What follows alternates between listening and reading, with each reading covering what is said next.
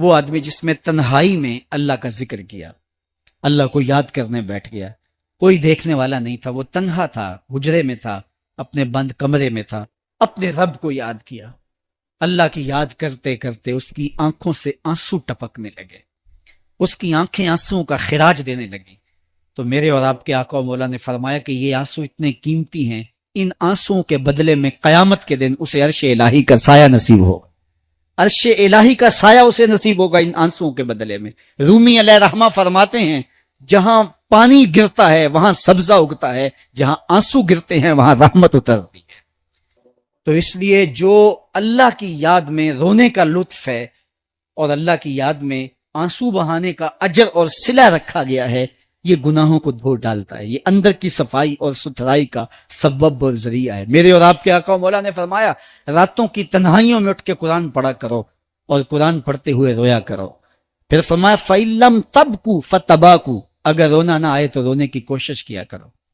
حضرت داتا گنج بخش علی حجویری سے ایک مرید نے کہا حضرت اگر رونے کی کوشش کریں پھر بھی رونا نہ آئے، فرمایا پھر اپنے مقدر پہ رویا کرو۔ تم اتنے سنگ دل ہو گئے ہو کہ تمہاری آنکھیں آنسوں کا خراج نہیں دیتی۔ جو رونا نہیں جانتا وہ اللہ کی رحمتوں کو اور اللہ کی کرم نوازیوں کو کیسے سمیٹ پائے گا؟ بچہ روتا ہے تو ماں دودھ دیتی ہے، جب بندہ اللہ کے حضور الہاؤ زاری کرتا ہے، عجز کرتا ہے، انکساری کرتا ہے تو اللہ کی رحمتوں کو جوش آتا ہے اور اللہ تعالیٰ کی رحمتیں اس پہ برستی ہیں، اور اس کے نہ صرف گناہ معاف ہوتے ہیں بلکہ اللہ تعالیٰ اس کے گناہوں کو بدل کے نیکیوں میں تبدیل کر دیتا ہے۔ ایک فقیر تھا، ملنگ درویش، اللہ کا بندہ، اس کی عادت یہ تھی کہ اپنے ڈیرے پہ آنے والوں کو کھلاتا، ان کو پلاتا، ان کی ضروریات کا خیال رکھتا، لیکن ان کو مالی آسودگیاں نہیں تھی۔ ہوتا یہ تھا کہ بعض اوقات لوگ آتے تو ادھار لے کر کے وہ لوگوں کو کھلا دیتا۔ خیر چونکہ فقیر کا مزاج یہ ہوتا ہے کہ لوگ آئیں اس کے ڈیرے سے کھائیں، بابا بلے شاہ نے بھی کہا تھا نا، اٹ کھڑک کے دکڑ بجے تتا ہوئے چلا، آن فقیر کھا کھا جاون راضی ہوئے بلا۔ یہ فقیروں کا مزاج ہے، تو جو بھی آتا اس کے ڈیرے سے کھاتا اور وہ ادھار اٹھا اٹھا کے لوگوں کی ضروریات کو پورا کرتے رہتے۔ وقت آخر آ گیا، جن لوگوں نے ادھار دیا تھا وہ سارے تقاضا کرنے آ گئے۔ اب بابا جی کو کیا فکر لاحق ہے کہ یہ میرے مہمان اور میں ان کو کچھ پیش کرنے کی صلاحیت نہیں رکھتا۔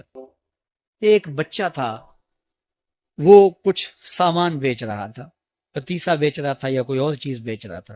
اس نے گلی سے گزرتے ہوئے آواز لگائی، خادم کو کہا سے بلا کے لاؤ، کہا تم بیچ رہے ہو تو میرے مہمانوں کو کھلا دو۔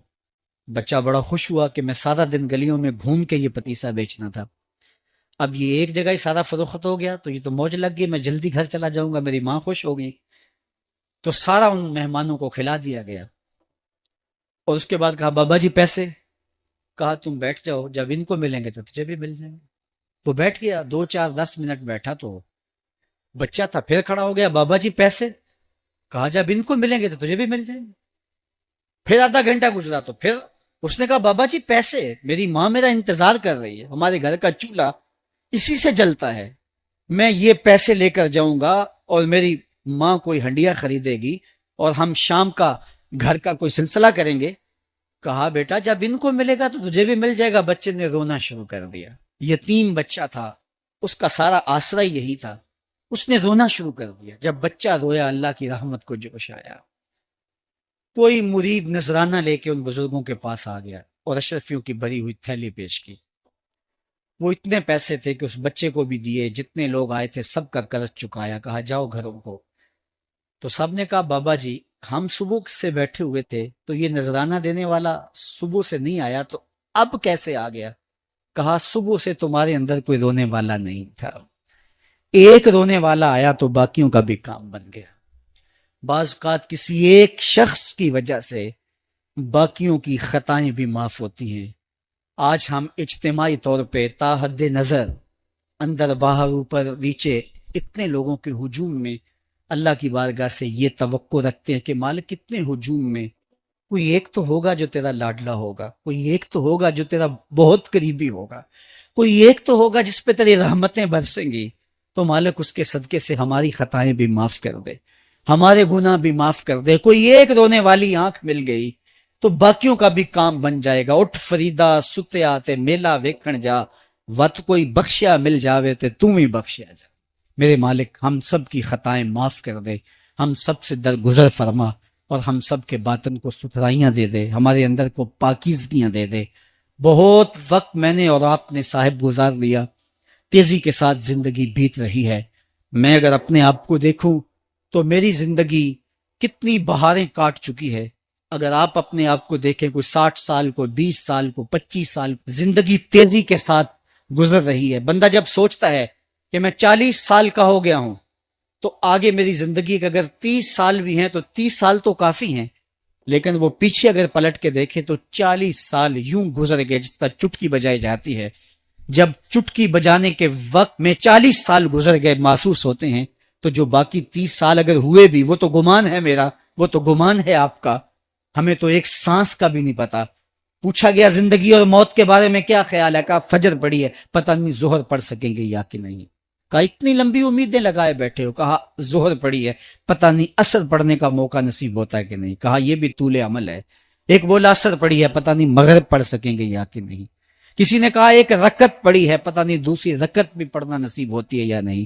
کہا یہ سب تمہارے منہوں کی باتیں ہیں. میں تو کہتا ہوں ایک طرف سلام پھیرا ہے, پتہ نہیں دوسری طرف سلام بھی پھیر سکیں گے یا کہ نہیں. کیا موت اتنی قریب نہیں ہے؟ ہم نے اپنی آنکھوں کے سامنے لوگوں کو جدا ہوتے یوں نہیں دیکھا ہے. ہم کہتے ہیں اس کی خبر سنا رہے ہو موت کی, یہ تو میں نے ابھی سبزی والی دکان پہ دیکھا تھا. لیکن جب موت آتی ہے تو ایک لمحے کا تقدم اور تاخر نہیں ہوتا.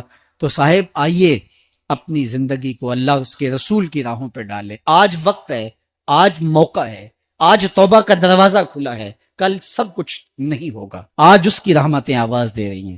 آج وقت ہے, وقت پر کافی ہے ایک قطرہ بھی آب خوش ہنگام کا.